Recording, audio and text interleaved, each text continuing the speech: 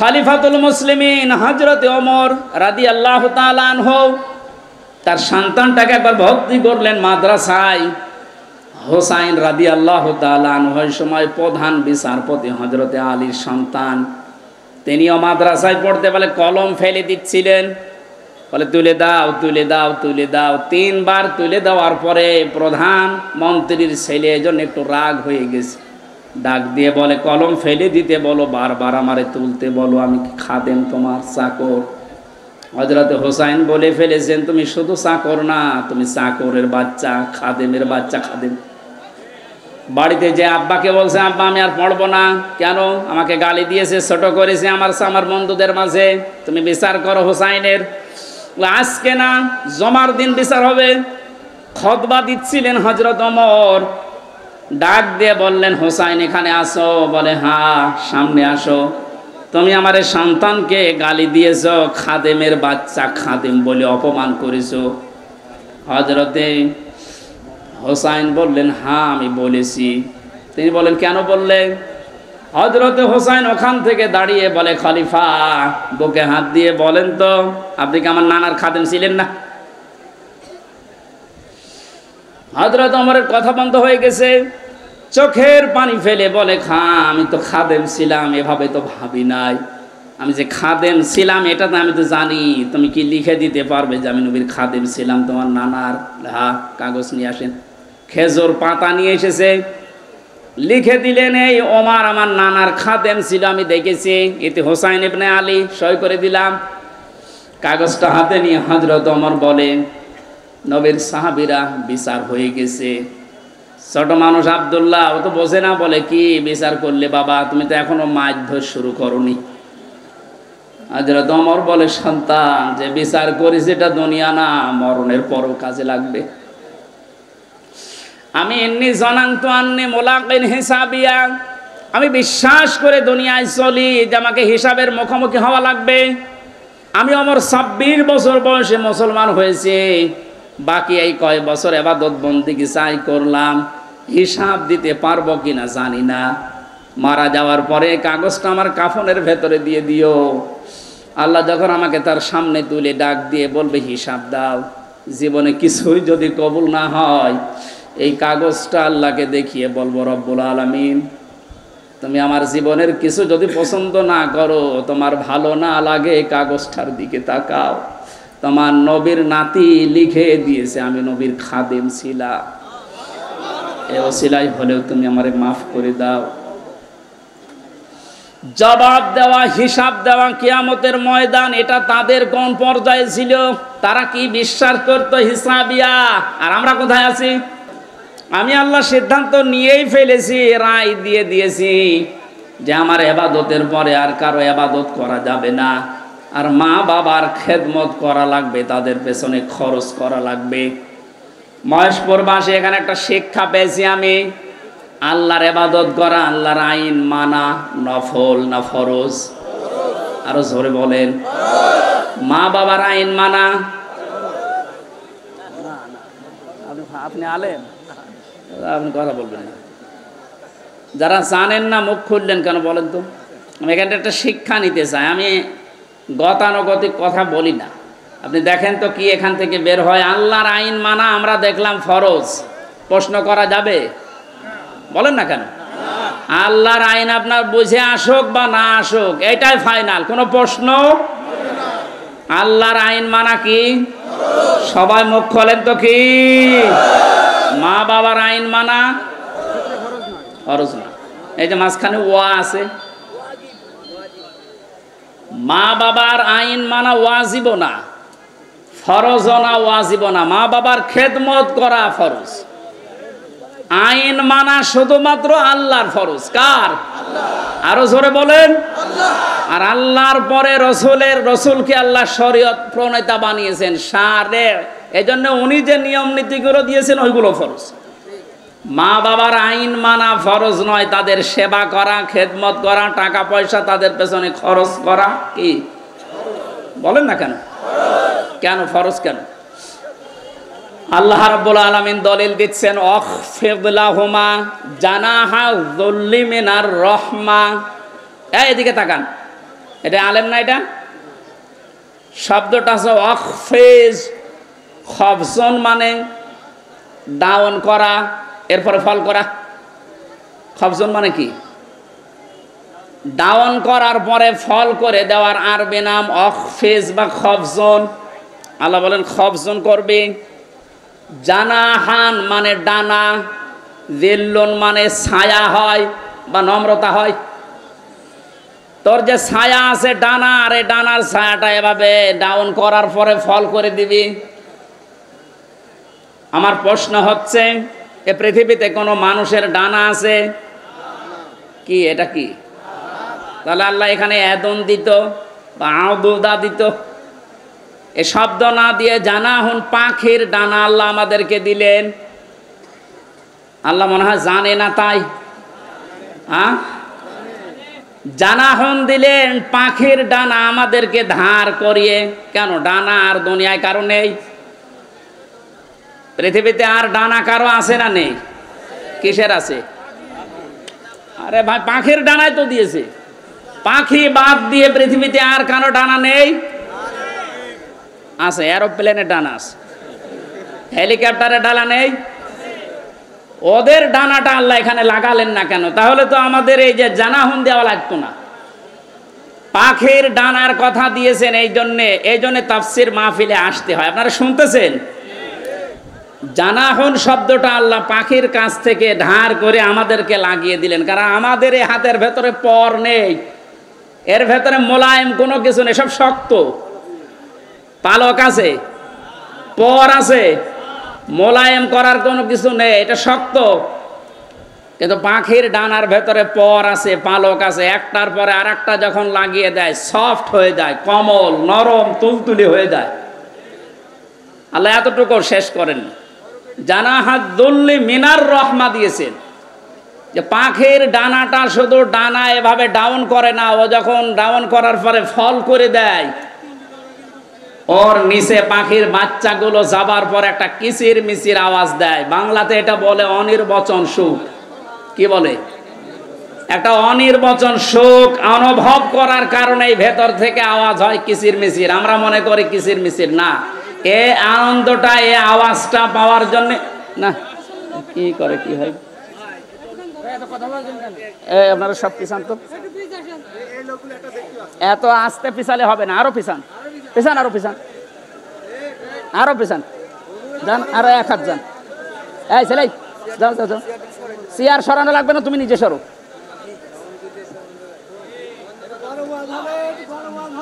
কথা বোঝার কোনো ই নেই। তাফসিরুল কোরআন মাহফিলে আমি আর কি করছি? কথা বোঝার চেষ্টা করেন ভাই। আল্লাহ রাব্বুল আলামিন পাখির ডানাটা এই জন্যই দিয়েছেন মানুষকে বোঝাতে, পৃথিবীর বান্দা বান্দিরা, তোমার মার বাবা যখন শেষ বয়সে চলে যাবে, তারা যেন তোমার এই পাখির ডানার মতো হাতের যে ছায়া, এর নিচে পড়ার পরে যেন একটা আনন্দ অনুভব করে, যে আমার হামজা থাকতে অন্তত আমার আর কোনো চিন্তা নেই। মহেশপুরবাসী কত আলেম এখানে বসে আছে, হাজারো মানুষ আমরা, বলেন তো আমাদের মা আর বাবা এখন শেষ বয়সে এসে এইটা বলার মতো স্কোপ পাচ্ছে না? পাচ্ছে না। আল্লাহ রাব্বুল আলামিন মায়ের কথা 3 বার দেওয়ার জন্য তারা এই বহুবচন দিলেন, আর বাবার কথা 1 বার দিয়েছেন। আমি যেটা পর্যন্ত এটা নিয়ে এসেছিলাম, নেই থেকে শুরু করে পর্যন্ত যিনি নিয়ে আসলেন, কারো সাহায্য যার লাগেনি। মার বাবার এই যে স্ফলিঙ্গ দিয়ে নাপাক পানিটা দিয়ে তাফসিরে পড়েছি, আল্লাহ 8টা জিনিস বানিয়েছিলেন: রক্ত, গোশত, চর্বি আর চামড়া, চুল, রগ, হাড় আর পর্দা। 8টা জিনিস যখন মায়ের রেহেমের ভেতরে এক হয়ে যায়, আল্লাহ পাক তখন ফেরেশতাদেরকে বলে, আমি আল্লাহ আমার রব নামের কারণে 5টা জিনিস একে দান করব। ওয়াজআলা লাকুমুস সামআ ওয়াল আবসারা ওয়াল আফইদা ইলা আখিরিল আয়া। সূরা নাহলের 78 নম্বর আয়াতের মাঝের অংশে আল্লাহ জানিয়েছেন, শ্রবণ শক্তি, দর্শন শক্তি, বাক শক্তি, আকেল শক্তি আর ঘ্রাণ শক্তি, এই 5টা আমি আল্লাহ নিজে তাকে দান করেছি। একটাও যদি কম দিতাম দুনিয়ায় আসতো ওই লোকটা কিন্তু অপূর্ণাঙ্গ হয়ে। এখানে অনেকাংশ মানুষ আমরা সব পূর্ণাঙ্গ মানুষ, কয়েকজন হয়তো আছে বিকলাঙ্গ, অন্ধ, ন্যাংড়া, কিন্তু হাজারো মানুষ আমরা সব পূর্ণাঙ্গ মানুষ। আল্লাহ নিজের পক্ষ থেকে একটাও যদি কম দিত তো কি অবস্থা হয়তো সারা জীবন, আপনি ভাবেন। আল্লাহ পাক এই জন্যই জানিয়েছেন, হে পৃথিবীর মানুষেরা, নেই থেকে শুরু করে উল্লেখ করার মতো একটা জায়গায় তোরে নিয়ে আসলাম, এরপরও আমার সাথে তোর নাফরমানি কমে না। কাইফা তাকফুরুনা বিল্লাহি ওয়া কুনতুম আমওয়াতান ইলা আখিরি আয়াত। বালাগাত মান্তিক যারা পড়ায় বা জানে, কাইফা শব্দটা 11টা বিষয়ের আগে আল্লাহ ব্যবহার করেন। কাইফা শব্দের প্রথম ব্যবহার হচ্ছে মান্তিকের কায়দায়। আল্লাহরও বিশ্বাস হতে চায় না এমন জায়গাকে আল্লাহ কাইফা দিয়ে শুরু করেন। এটা এতক্ষণ যেটা বলছিলাম, বীর্য থেকে শুরু করে এ পর্যন্ত আনার পেছনে কারো কোনো অবদান নেই। মার বাবা শুধু এক বিছানায় ছিল, এতটুকু তাদের কাজ। বাকি যা করার বলেন তো কে করেছে? এই মানুষ এখান থেকে হামজা পর্যন্ত হবার পরে যখন নাফরমানি করে, তখন আল্লাহ কাইফা শব্দ দিয়ে শুরু করেছে যে কি করে নাফরমানি করে আমারও বিশ্বাস হয় না। কাবার গেলাপ ধরে মানুষ কিন্তু ষষ্ঠ চক্করে এইটাই বলে এসেছি আমরা, রব্বুল আলামিন আমি তোমার গোলাম হিসাবে, বান্দা হিসাবে বহু কিছু আমাকে তুমি দিয়েছো, ওই যে বীর্য থেকে এ পর্যন্ত, কিন্তু তুমি আমার মালিক হিসাবে আমার তো কিছু দেওয়া দরকার। আমি তো কিছুই তোমার আজ পর্যন্ত দিতে পারলাম না। তবে একটা জিনিস আমার আছে, পুঁজি। তোমার ওই রহমান, ওই গাফফার, ওই গফর নামের খাতিরে এই কাবার সামনে নিয়ে বলছি আমার মাফ করে দাও। এই জন্য যারা তাওবা করার জন্য এখনো রাজি হননি, এখনো পর্যন্ত শয়তানের ধোঁকায় পড়ে আছেন, সুযোগ আছে, আপনারা আশা করছি ফিরে আসবেন। আল্লাহ রাব্বুল আলামিন এই যে রাত 12টার পরে তাহাজ্জুদের সময়ে প্রথম আসমানে এসে আপনাদের মতো আমাদের মতো মানুষকে ডাক দিয়ে বলবা, আসো ক্ষমা চাও, ভুল করে ফেলেছো, ক্ষমা চাও। আমরা যেন ক্ষমা চেয়ে নিজের জীবনটাকে মুহাম্মদুর রাসূলুল্লাহর উম্মতে পরিণত করতে পারি, বলেন আমিন। রেখো মনেতে ভয় বান্দা খোদার, দূর হয়ে যাবে বাধা সব। তোমার আমার এক মালিক আছেন, আছেন আমাদের রব, আছেন আমাদের রব। আল্লাহুম্মা সাল্লি আলা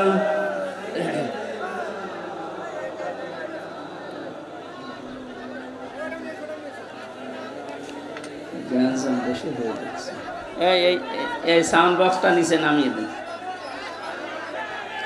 এটা সরান, এই গাছ ফেলে দিন, এত সাজগোজ লাগবে না, জান দেন। এটা নিচে নামিয়ে দিন তো, এটা নিচে নামিয়ে দিন। হ্যাঁ দেন, তার দেখে নামিয়ে, ওই নিচে নামিয়ে দেন, এক জায়গায় দেন। অথবা ছেলে পেছনে দাও, ওর পেছনে দাও, ওর পেছনে দাও, দাও দাও দাও দাও, এই ফ্যানের ওই করে দাও। কথা বলা যাবে না ভাই। এই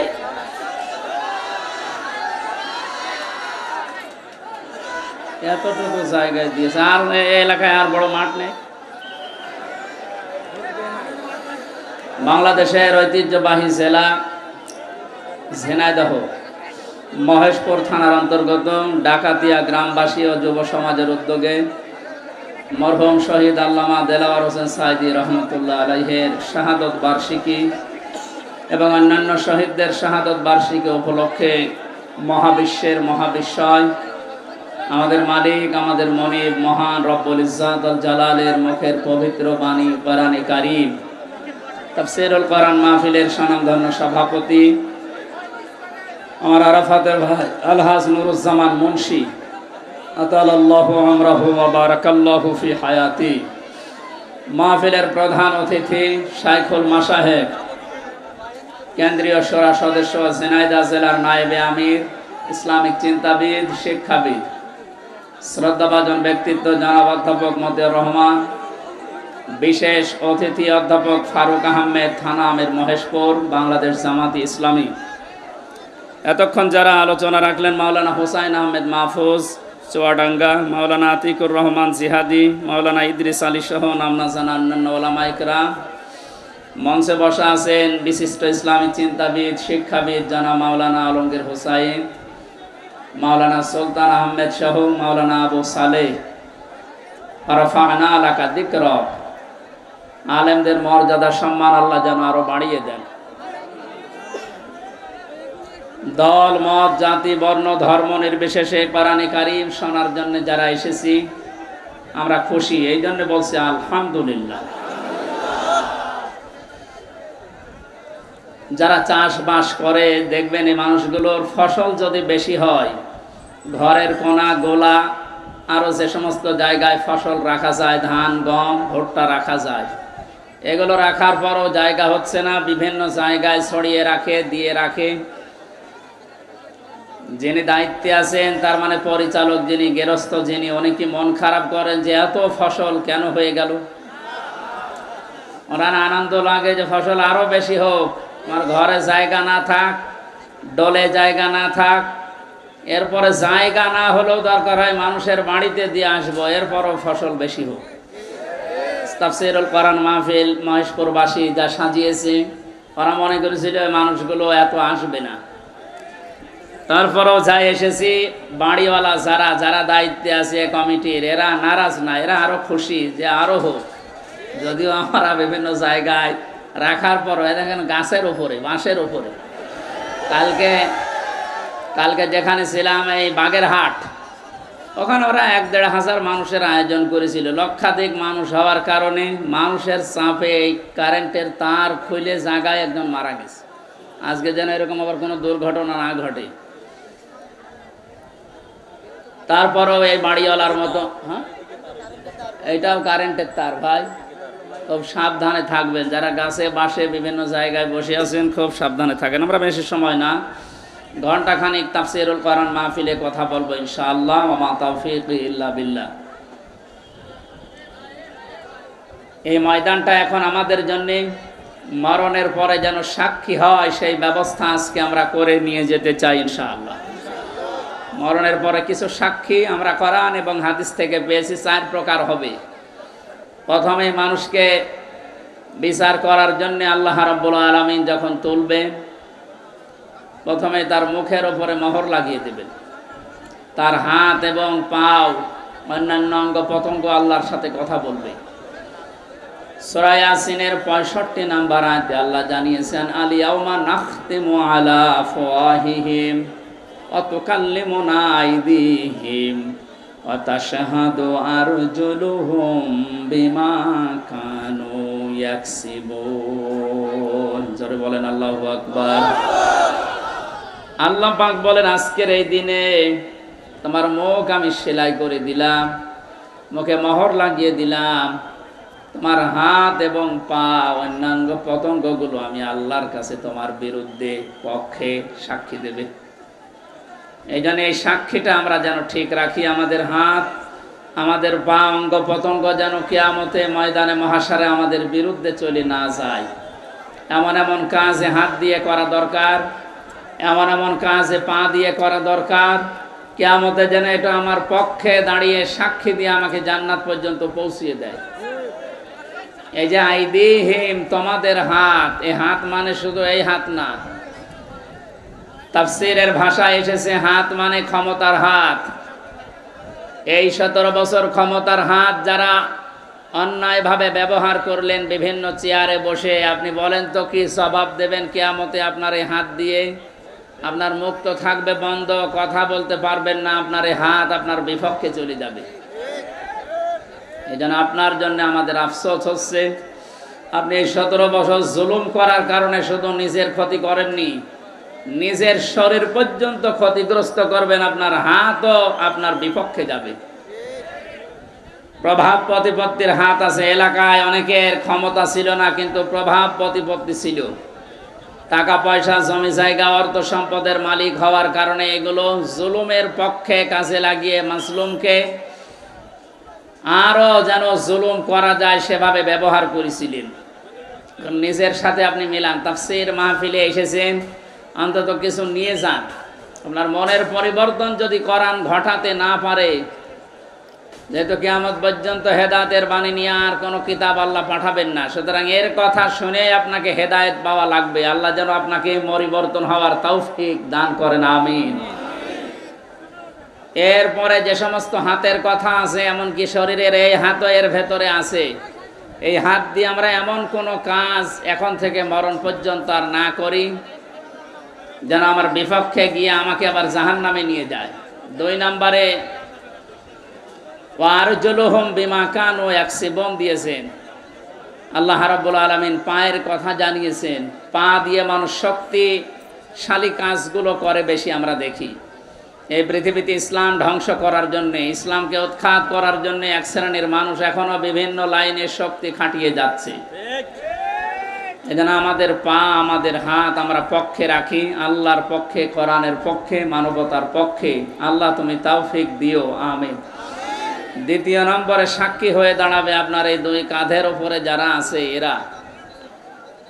আল্লাহ পাক জানিয়েছেন কিরামান কাতিবিন ইয়ালামুনা মা তাফআলুন।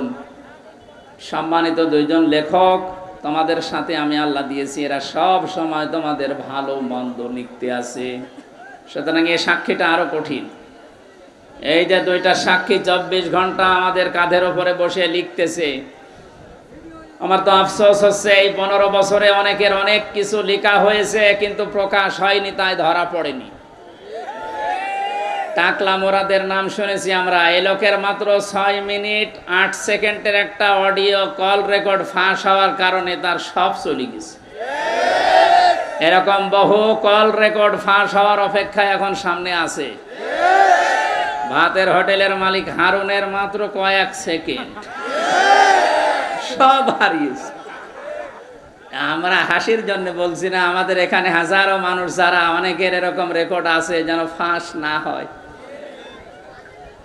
এই সমস্ত দুর্বৃত্তদের থেকে শিক্ষা নেওয়া দরকার।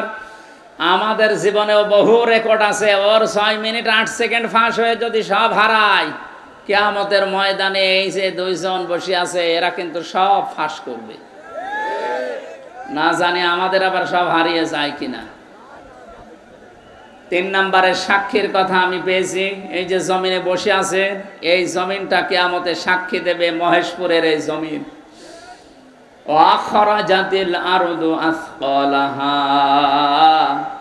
আল্লাহ পাক বলেন মাটির ভেতরে যা আছে সব সেকাল, সবগুলো বোঝা জমিন সেদিন বের করে দেবে। সুতরাং এখানে বসে আছি, এই জায়গাটুকু যেন কিয়ামতে আমার পক্ষে দাঁড়ায়, বলেন আমিন। এরপরের সাক্ষী হচ্ছে আল্লাহ আমার আমল নামা, যেটা আজকের তেলাওয়াতকৃত আয়াত দিয়ে আমরা যেটা আরম্ভ করবো ইনশাআল্লাহ। সূরা বনী ইসরাইলের 14-15 নম্বর আয়াত আল্লাহ জানিয়েছেন, ইকরা কিতাবাকা কাফা বিনাফসিকা আল-ইয়াওমা আলাইকা হাসিবা। না, একটু কথা বন্ধ করেন, আপনার গোনা হয়ে যাচ্ছে। মনে করছেন আমার কষ্ট হচ্ছে, আমার গোনা হবে না, আপনার গোনা হচ্ছে। ভাই, কোরআনের আলোচনা আরম্ভ হলে, আল্লাহর ঘোষণা হলে, ওইটা ওরা অফিস থেকে দেখতে পারে যে কি কথা বলছে। অথচ আমাদের যে মামলা, আমার তো ছেড়ে রাখার দরকার ছিল জেলখানার ভেতরে। এই ঠনকো মামলা দিয়ে এত কঠিন কঠিন অবস্থায় নিয়ে গেছে, মানুষ এমনি টেনশনেই হাফ হয়ে যাওয়ার কথা। ফাঁসির কন্ডেম সেলের ভেতরে ওরা রেখেছিল আমারে। আমারে রাখার দরকার ছিল তো ওয়ার্ডে, যেখানে 70-80 জন মানুষ থাকে, যে এখানে সারাদিন থাকেন, গল্প করেন, নামাজ পড়ান, কোরআনের কথা বলেন, মাগরিবের পরে আপনারে ঘরে তালা লাগিয়ে দেবেন। 24 ঘন্টা, এদিকে 2.5 হাত, এদিকে 3.5 হাত তালা লাগিয়ে দিতেও থাক, কোনো যোগাযোগ নেই, যোগাযোগ বিচ্ছিন্ন। এই কঠিন অবস্থায় রাখার কারণে আমি বাস্তবতা একটা জিনিস টের পেয়েছি। কিয়ামতের ময়দানের এই যে আল্লাহ আমলনামাটা হাতে দিয়ে বলবে যখন পড়, এই লাইনটা আসলে যারা এই জুলুমের সাথে সম্পৃক্ত ছিল ওই জুলুমের কথাটা ওরা পড়তে চাবে না। কোন লজ্জায় পড়বে? হাজার হাজার মানুষ তার সামনে থাকবে। আল্লাহর ফেরেশতারা ডাক দিয়ে বলবে না, আজকে আর ফাঁকি দেওয়ার কোনো রাস্তা নেই। কত ক্যামেরা সামনে, সব ফেরেশতারা দেখছে, পড়ো এই লাইনটাও পড়ো, বিনা কারণে মানুষকে কেন কষ্ট দিয়েছিলে এইটা পড়ে শোনাও। যারা কষ্ট দিলেন এই 17 বছর হাজার হাজার লক্ষ লক্ষ মানুষকে, আপনার বিবেকের কাছে বলেন তো আপনি কি পড়তে পারবেন কিয়ামতে ওই লাইন? পারবেন না। এই জন্য তওবা করার সময় যেহেতু এখনো শেষ হয়নি, পশ্চিম দিকে এখনো সূর্য ওঠেনি, আপনি এখনো তওবা করতে পারেন যদি আল্লাহ কবুল করেন।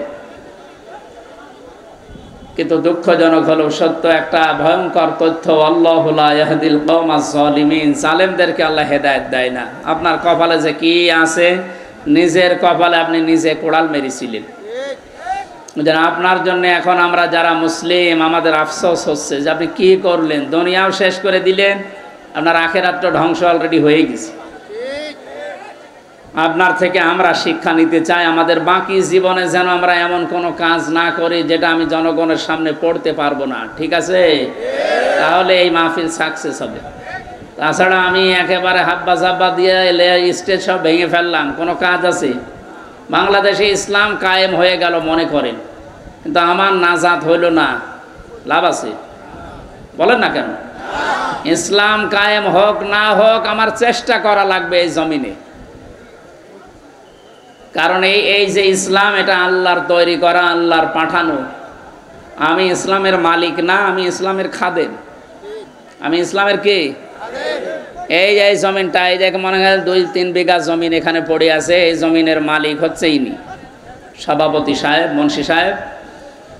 আমাদের মতো 8-10 জন কামলা, জন, মনীষ, পাট, লেবার যাই বলেন, উনি ভাড়া করিস যে আপনারা সকাল থেকে বিকাল 5টা পর্যন্ত এই জায়গায় ধান লাগান, এই জমিনে বিকাল 5টায় আপনাদের বেতন দিয়ে দেব। বিকাল 5টা বাজতে আর মাত্র 10 মিনিট বাকি আছে। কয় মিনিট? 10 মিনিট। 8-10 জন মস্তান এসেছে মোটরসাইকেল নিয়ে, বড় বড় ছড়ি নিয়ে, সোনার ছেলেরা এখন যেটা ব্যবহার করতো, যেটা এখন পাওয়া যাচ্ছে, এইটা এখন নিয়ে এসে বলছে এ ধান আমরা লাগাতে দেব না, ধান লাগিয়েছেন যা আরো তুলে ফেলবো। আমরা যারা আছি কামলা হিসাবে যারা কাজ করছি, একেবারে ছেড়ে দিলে হবে? তাহলে বেতন পাওয়া যাবে? ওদেরকে বলবো ভাই এ জমিনের মালিকও আমরা না, এ ধানের মালিকও আমরা না, আমরা কামলা, আমরা হচ্ছে জন, লেবার যাই বলেন, আমরা খাদেম, কাজ করছি, বিকাল 5টায় বেতন দিয়ে দেবে। এখনো 10 মিনিট বাকি আছে। আপনারা ধান যদি তুলে ফেলতে চান, এ ফসল নষ্ট করতে চান, 10 মিনিট পরে তুলেন। অবশ্য ঠিক এইরকম কামলা নেওয়া যায় না? ঠিকই বলিস, কারণ জমি তো আমার না, এ ধানও আমার না, তুলে ফেলেন, আমার অসুবিধা নেই, কিন্তু 10 মিনিট পরে আমার বেতনটা আগে বিকাল 5টায় নিয়ে নি। বিকাল 5টা বাজার আগে কিন্তু এ ধান আমি তুলতে দেব না, যারা 10 জন কামলা আছি। যদি তুলতে চাই এরপরও মস্তানরা কটা কাটাকাটি হবে না? মারামারি, রক্তপাত, যদি মেরে ফেলা লাগে। কারণ আমার টার্গেট কি? বেতন। টার্গেট কি?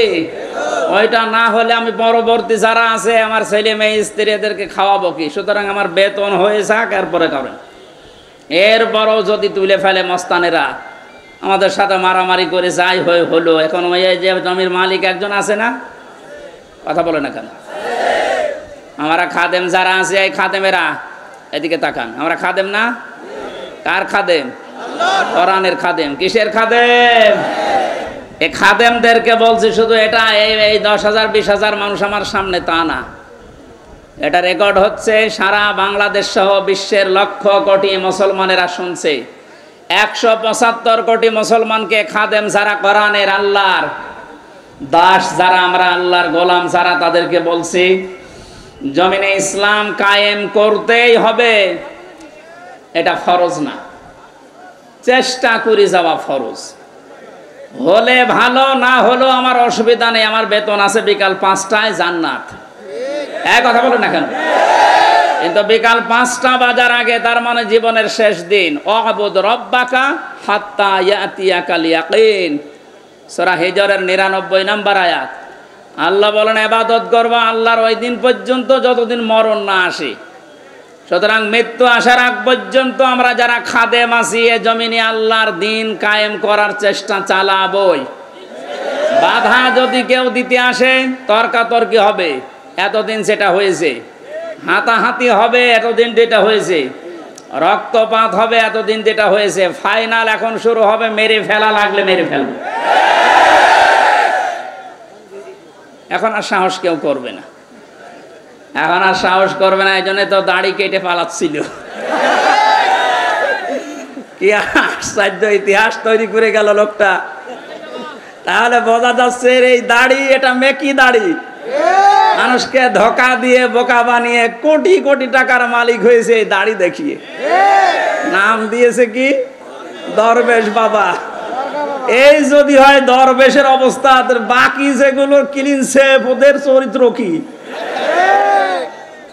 আমির হোসেন আমন আমি একটা লোকের ভিডিও দেখলাম, এর চরিত্র এত নিচে নেমেছে আমি এতদিন জানতাম না। সে নাউযুবিল্লাহি মিন যালিক। এদের সর্বোচ্চ নেতার যদি এই অবস্থা হয়, বাকিগুলো যে কোথায় যে টাল হয়ে পড়িয়াস, আল্লাহ ছাড়া আর কেউ জানে না। কয়েকজনের একটু ফাঁস হয় বলে আমরা জানি, ওদের প্রত্যেকের চরিত্র এরকম। বহু মানুষের সাথে মিশে দেখেছি এইটা। একবার চট্টগ্রাম থেকে আসার সময় এক বাসের ড্রাইভার পেছনে বসেছিলাম, বলছিল এই কথা যে কি বলবো, কিছু বলতেও পারি না, সইতেও পারি না। মাঝে মাঝে যখন বাস চালিয়ে যায় মনে করি ওই রকম কিছু পেলে চাপা আগে ওইটা দেব। কত রাগ একটা মানুষের তৈরি হলে এ কাজ করতে পারে বলেন তো? যদিও হত্যার পক্ষে আমি না, কিন্তু ঝিনাইদহ শহরে একজনের লাশ দেখলাম টাঙিয়ে জুতা দিয়ে পিটাচ্ছে। একটা মানুষকে কত ঘৃণা করলে এ লাশ টাঙিয়ে, তাও উলঙ্গ করে টাঙিয়ে রেখেছে। এরপরও আপনার লজ্জা হয় না? এরপরও সাপোর্ট করেন জালেমদের। আপনার তো বিবেক মরে গেছে। এতক্ষণ মাওলানা হুসাইন আহমেদ অনেক কথা বলেছে, সর্বশেষ কথা ছিল আয়না ঘর নিয়ে। এই কথা শুনলে অনেকে মনে করছে আয়না ঘর মানে চারিদিকে আয়না দেওয়া। কোনো আয়না নেই, কোনো আয়না নেই। আমি তো রিমান্ডে 10 দিন ছিলাম, কোনো আয়না নেই। যে অবস্থা তৈরি করেছেন আপনি, এর সাথে জড়িত যারা প্রধান থেকে শুরু করে নিম্ন পর্যন্ত, একটাকেও ক্ষমা করার মতো না। কারণ এরা ক্ষমার অযোগ্য হয়ে গেছে। ক্ষমা পাওয়ার জন্য যে যোগ্যতা দরকার এদের ভেতরে সেটা নেই। সুতরাং যারা বলছেন এদেরকে ক্ষমা করে দিলে হয় না, না, কিসের ক্ষমা?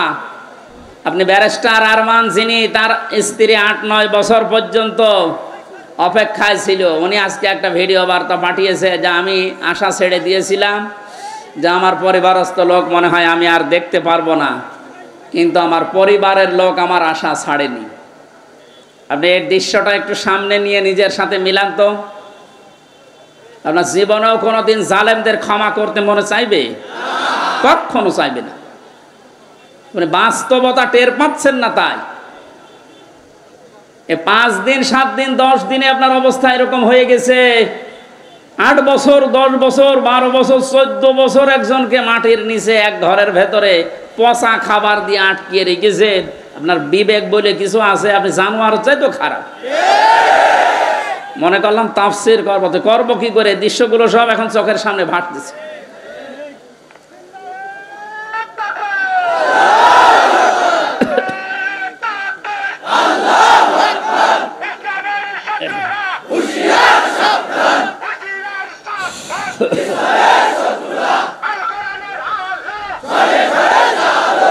আলহামদুলিল্লাহ ভাই,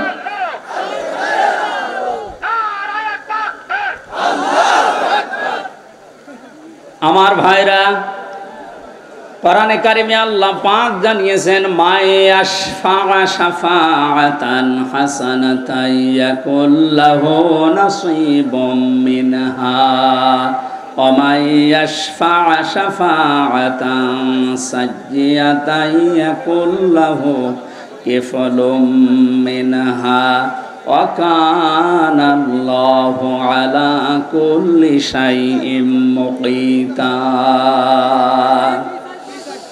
এই পৃথিবীতে কোনো মানুষ যদি ভালো কাজের, সৎ কাজের, কল্যাণমূলক কোনো কাজের সুপারিশ করে, সহযোগিতা করে, রায় দেয়, ভোট দেয়, সাপোর্ট করে, সমর্থন জানায়, ওই লোকটা ভালো কাজ করে যে সওয়াব পাবে, আপনি ওই ভালো কাজে শুধু রায় দেওয়ার কারণে, সাপোর্ট দেওয়ার কারণে একই সওয়াব পেয়ে যাবেন।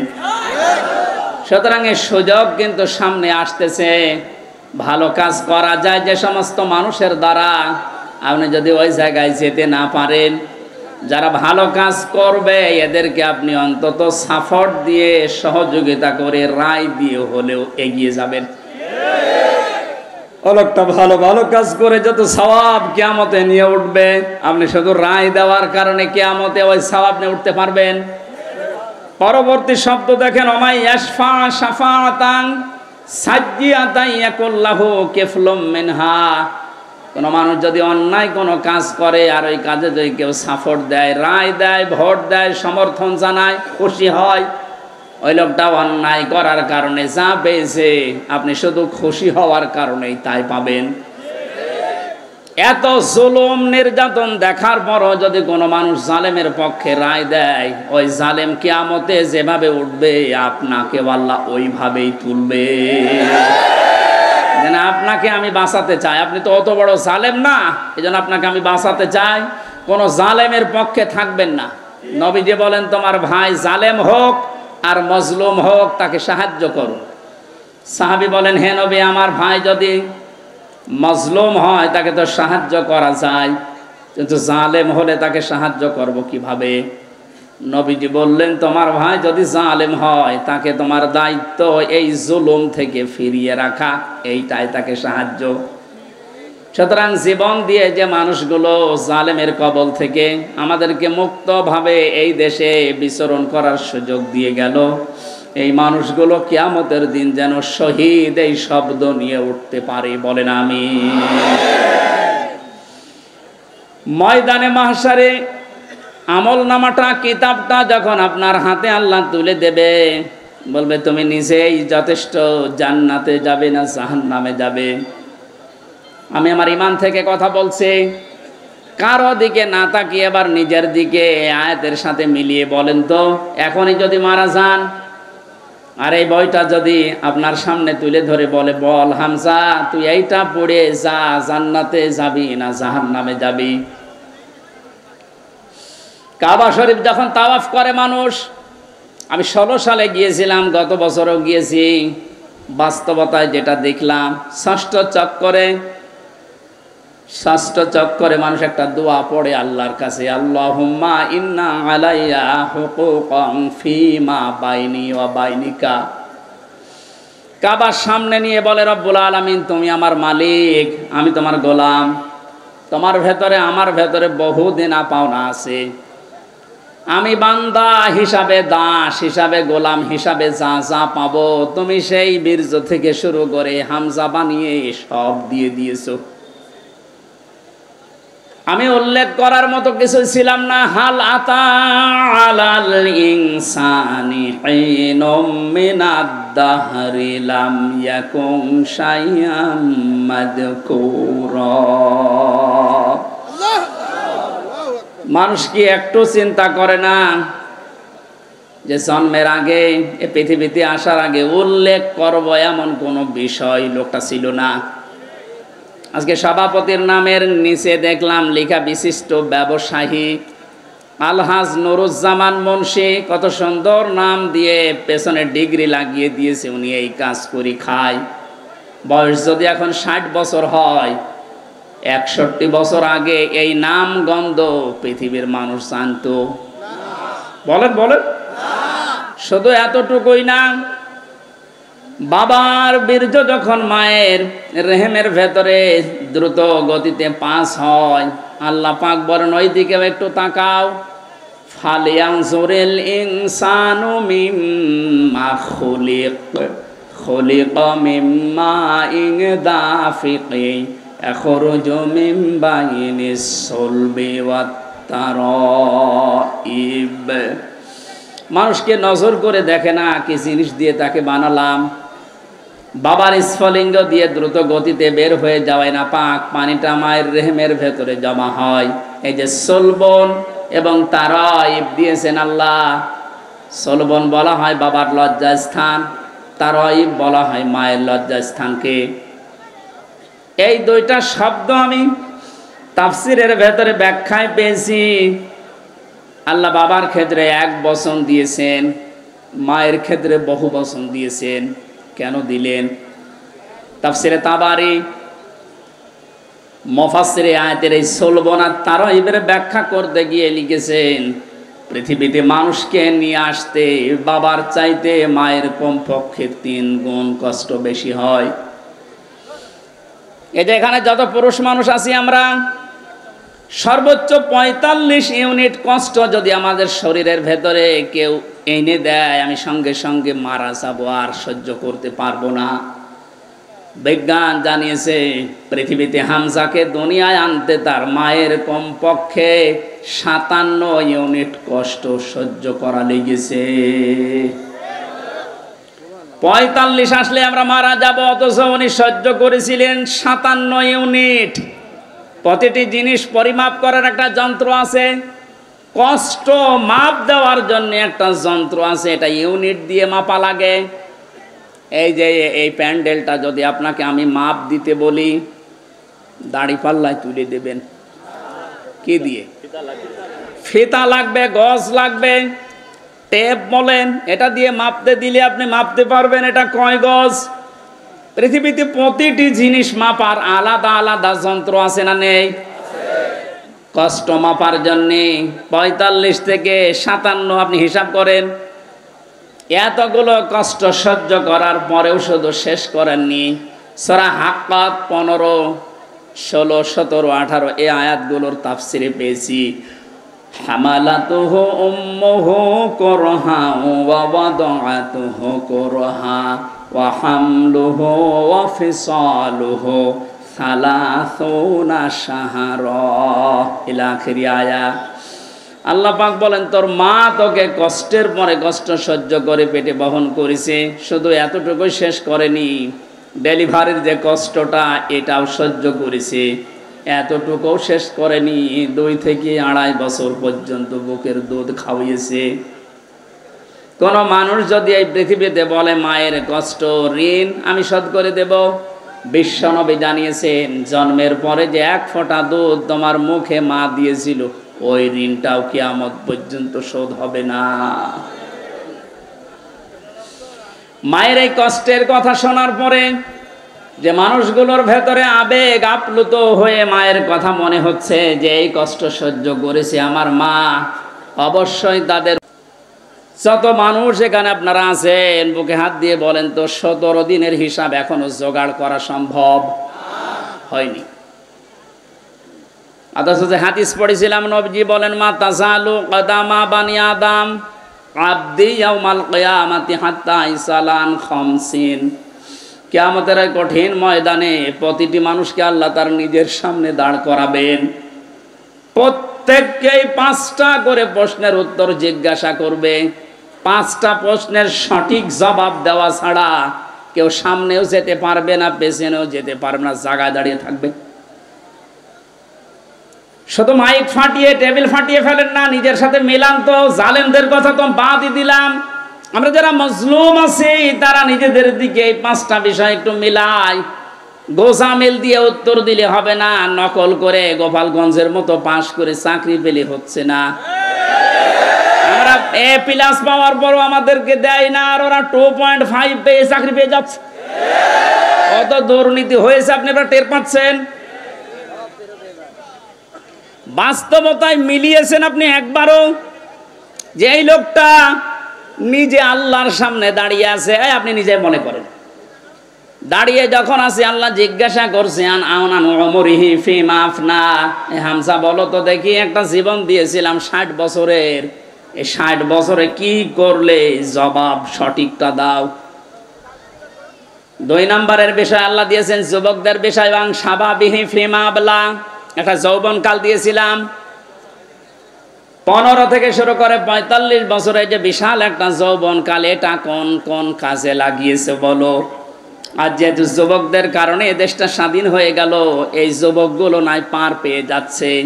আমরা যারা যুবক আছি এ স্বাধীন দেশে এখনো পর্যন্ত পরিবর্তন হচ্ছে না। কি জবাব দেব বলেন? আমার কিন্তু 60 বছরের ভেতরে যৌবনকালটা ছিল। আল্লাহ আলাদা করে যৌবনকালের কথা নবীজি বললেন কেন? এই কারণে জানিয়েছে, কারণ যুবকদের দ্বারাই সব কিছু পরিবর্ধন করা সম্ভব, যেটা আমরা দেখতে পেলাম। এই যুবকদেরকে আমি আজকে এই মাহফিলে আহ্বান জানাই। শুধু এইটাই না, যেহেতু পরিবর্তন হওয়া আরম্ভ হয়েছে, সংস্কার হওয়া শুরু হয়ে গেছে, আগামীর বাংলাদেশকে ইসলামের হাতে তুলে দিয়ে আপনারা ক্ষান্ত হবেন। যুবকরা যদি ইচ্ছা করে এটা করা সম্ভব কিনা বলেন তো?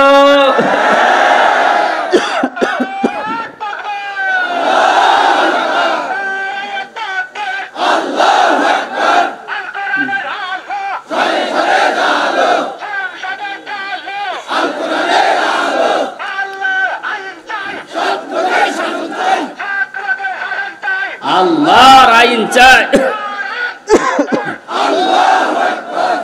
আলহামদুলিল্লাহ, তাকবীর যেন আল্লাহ কবুল করেন এবং বাংলাদেশ চোখে যেন দেখান, বলেন আমিন। আজকে এই যে শেজিয়া বাজারে আমি আয়াতটা পড়েছিলাম, আরাআইতান নাস ইয়াদখুলুনা ফি দীনিল্লাহি আফওয়াজা। হে নবী, আপনি যখন দেখবেন যে আল্লাহর সাহায্য এসে গেছে, তখন তো বিজয় হবে। দলে দলে পালে পালে মানুষ ইসলামে প্রবেশ করছে, যেটা আমরা এখন চর্মচোখে সারা বাংলাদেশে দেখতে পাচ্ছি। একটু যাদের বিবেক আছে, একদম মরে যায়নি, তারা আজ সব কিছু ভুলে ইসলামে চলে আসছে। কারণ ইসলামের মালিক ওরা জানে যে দেশে জামাত ইসলাম শিবির চরমনা এরা না, ইসলামের মালিক কে? আর যারা আমরা আছি, আমরা ইসলামের খাদেম। সুতরাং ইসলাম প্রতিষ্ঠা করতে গিয়ে, ইসলাম কায়েম করতে গিয়ে বিকাল 5টার আগে কাউকে আমরা আর ষড়যন্ত্র করতে দেব না ইনশাআল্লাহ। এই যে বিচারপতির নামে কলঙ্ক, মানব জাতি হিসাবে একদম কুলাঙ্গার এই যে মানিক, বিচারপতির নাম নিলাম এই কারণে, নাম নিয়েও গুনাহ হবে, কারণ এ মানুষের পর্যায়ে পড়ে না। ইসলামকে এই দুনিয়া থেকে মিটানোর জন্য, বিশেষ করে বাংলাদেশ থেকে যারা ভূমিকা পালন করেছে বেশি, তার ভেতরে এই অবৈধ বিচারপতি একজন। ওর কথাবার্তারা শুনলে শয়তান পর্যন্ত হাসে, বলে আল্লাহ তুমি আমারে শয়তান বানিয়েছো। এটা চোখে দেখনি? আমি মাঝে মাঝে ওরা দেখি আর ভাবি আমি তো শয়তান দেখি না, যদি দেখতাম মনে হয় এরকমই হতো। একটা টাটকা নির্ভেজাল শয়তান। সুতরাং এরকম শয়তানের অনুসারী যারা আছেন, তরিন আফরোজ থেকে বহু শয়তানকে 15 বছর দেখলাম। এখন ইসলামের যে উর্বর ভূমি বাংলাদেশে হচ্ছে, চলছে, কায়েম হওয়ার পথে, বাধা দিতে আসলে কিন্তু বিকাল 5টার আগে কোনো ছাড় নেই। এটা তো গেল কামলাদের। আর যিনি জমির মালিকে যে বসে আছে, উনি যদি এসে দেখে সব ধান নষ্ট করে ফেলেছে, এরপরে উনি কিছু বলছে না, তাহলে মানে ওনার কোনো শক্তি নেই। বিশ্বাস করেন, মনে মনে চিন্তা করেন ওনার শক্তি নেই তা না, এখন হয়তো কিছু বলছে না, গোপনে ওনার কোনো কিছু আছে। যেদিন ধরবে ওদিন বাপ বলার সময় দেবে না, যেটা আমার আল্লাহ এখন মালিক হিসাবে করছে। ইন্না বাদশা রব্বিকা লাশাদীদ, তোমার রবের ধরা বড় শক্ত ধরা। নৌকা উঠে পালাতে গিয়েও পারে না। পারবে কি করে? কারণ ওরে তো আমরা ধরি নাই, ধরেছে কে? এদের কারণে হাজারে অবৈধ আইন মন্ত্রীর কারণে হাজার হাজার মানুষ আইনের এই জায়গায়, ন্যায় বিচারের জায়গায় অবিচার পেয়েছে বেশি।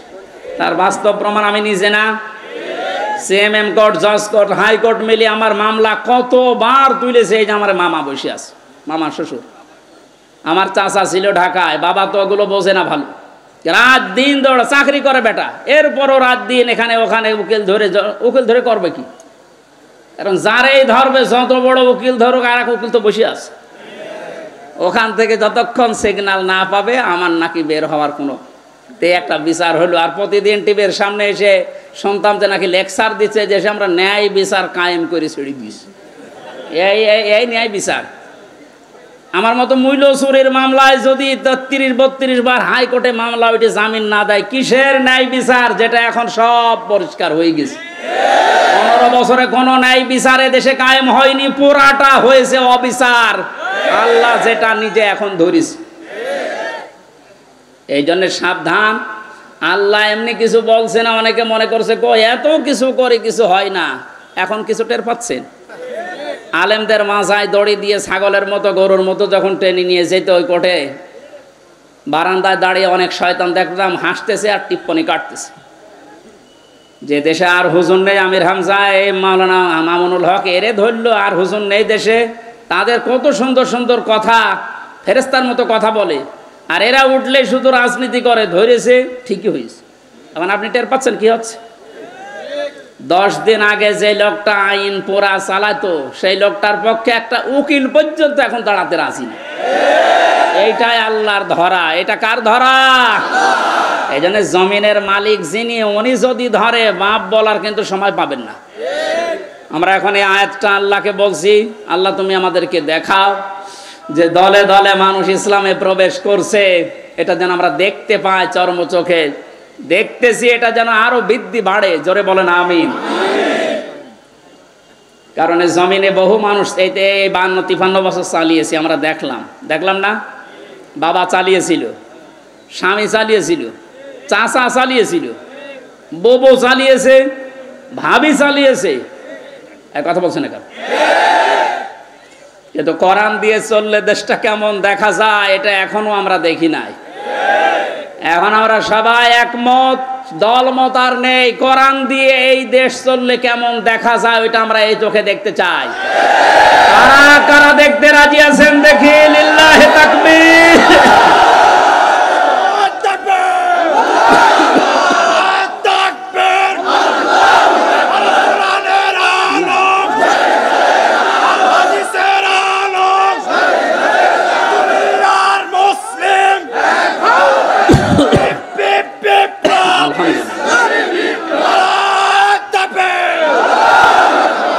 এই জন্য কোরআনের খাদেম আমরা যারা এখানে বসে আছি, আমাদের কোনো টেনশন নেই। কায়েম হলেও এদেশে ভালো, না হলেও আমার কোনো লস নেই। আমার বেতন আছে বিকাল 5টায়, তার নাম জান্নাত। ওটা আল্লাহ আমাকে দেবেই। কারণ বিকাল 5টা পর্যন্ত জমিটা একটু দেখে শুনে রাখতে পারলে উনি যেমন বেতন দেবে, আল্লাহ আমাদেরকে জমিনে কাজ করার জন্য বেতন দিতে পারে না? ওই বেতন পাওয়ার আশায় আছে। কিয়ামতের ভয়াবহতার কথা আজকের তেলাওয়াতকৃত আয়াতগুলোতে ছিল। যেহেতু আমরা বলেছিলাম 1 ঘন্টা, এই জন্য খুব তাড়াতাড়ি করছি, সামারাইজ করছি। আল্লাহ রাব্বুল আলামিন সূরা হাক্কাত 52টা আয়াত দিয়েছেন।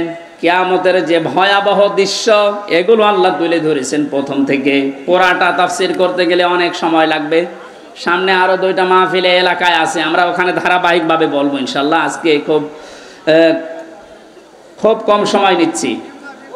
হাক্কাতের 19 থেকে শুরু করে যতটুকু পারা যায়। আল্লাহ রাব্বুল আলামিন বলেন, ফাআম্মা মান উতিয়া কিতাবাহু বিয়ামিনিহি ফায়াকুলু হাউমুকরাউ কিতাবিয়া। কিছু তথ্য আছে নতুন, আলেমরা যারা, জ্ঞানী মানুষ যারা, ভালো করে শুনবেন। আল্লাহ পাক বলেন, কিয়ামতের কঠিন ময়দানে যেদিন বিচার শুরু হবে, ফাকাইফা তাত্তাকুনা ইন কাফারতুম ইয়াওমা ইয়াজালুল ওয়িলদানা শিবা। এত কঠিন ভয়ঙ্কর জালজালা অবস্থা তৈরি করব, যুবক মানুষ বুড়ো হয়ে যাবে। ও বাংলার মুসলমানেরা, 8টা বছর যে লোকটা আয়না ঘরে ছিল, আজকে দেখতে পেলাম। এই যে ব্যারিস্টার আরমান, যুবক বয়সের যে ছবি, 8 বছরে তার অবস্থান কোথায় গিয়ে দাঁড়িয়েছে আপনি তাকান। তা তো 8টা বছর জুলুমের স্টিম রোলার চলার কারণে তার অবস্থা এখন এই। অথচ আল্লাহ জানিয়েছেন কিয়ামতে এমন ভয়াবহ অবস্থা তৈরি করব, দৃশ্য দেখেই মানুষ সঙ্গে সঙ্গে, যুবক মানুষ বুড়ো হয়ে যাবে। ওনার বুড়ো হতে সময় লেগেছে 8 বছর, কিয়ামতে আমার বুড়ো হতে সময় লাগবে কয়দিন? মুহূর্তের ভেতরে চোখের পলক পড়তে বুড়ো হয়ে যাবে মানে যুবক মানুষ। কি অবস্থা হবে এবার ভাবেন। ইয়াউমা ইয়াফিরুল মারউ মিন আখি, প্রথমেই পালাবে মানুষ দেখলেই তার আপন ভাই থেকে। উম্মিহি ওয়া আবি, তার মায়ের কাছ থেকে, বাবার কাছ থেকে, ফাসিলাতিহি আল্লাতী তুবি। আল্লাহ পাক বলেন তার জ্ঞাতি গোষ্ঠী, তাকে যারা আশ্রয় দিত, এই মানুষগুলো পালাতে থাকবে। ও দুনিয়ার মানুষেরা, পৃথিবীতে আমরা বিপদে পড়লে, হামলা মামলার শিকার হলে আগে ভাই আগিয়ে আসে, বাবা আসে, বংশের লোক আসে, জ্ঞাতি গোষ্ঠী যে দল করি ওই দলের লোক আসে। আল্লাহ পয়েন্ট আকারে ওগুলো আগে দিয়েছেন যে এইগুলো আগে পালাবে। একটা বারের জন্য আপনার বিবেকে নাড়া দেয় না যে এইগুলো যদি পালায়? যারা আজ ধোকা দিয়ে অনেককে 15 বছর বোকা বানিয়ে রেখেছিল, পীরের নামে হাজার হাজার লক্ষ লক্ষ ভণ্ড বেরিয়ে, যে কোনো চিন্তা নেই আমরা আছি, ওরা আগে পালাবে। ওরা বিবেককে একটু রায় দেয় না যে মা যদি পালায়, বাবা যদি বলে না আমি বিয়েই করিনি, সন্তান পাবো কোথায়? আমার তো এই আয়াত পড়ার পর বিশ্বাস হয় লক্ষ কোটি পীরেরা বলবে আল্লাহ দুনিয়া আমি পীরই ছিলাম, মুরিদ পাবো কোথায়? এই জন্য কোনো ভণ্ডের উপরে আশা আকাঙ্ক্ষা ভরসা না করে নিজের কাজের দিকে ভরসা করেন। আল্লাহ বলেন তোকে পড়তে দেব, পড়, ধরে আমল নামাটা পড়। ফায়াকুলু হাউ মুকরাউ কিতাবিয়া ইন্নী যানানতু আন্নী মুলাকিন হিসাবিয়া। কিতাবটা হাতে নিয়ে পড়তে আরম্ভ করবে আর বলবে অবশ্যই আমি এটা বিশ্বাস করে চলতাম যে আমাকে একদিন আল্লাহর দরবারে এভাবে হিসাব দেওয়া লাগবে।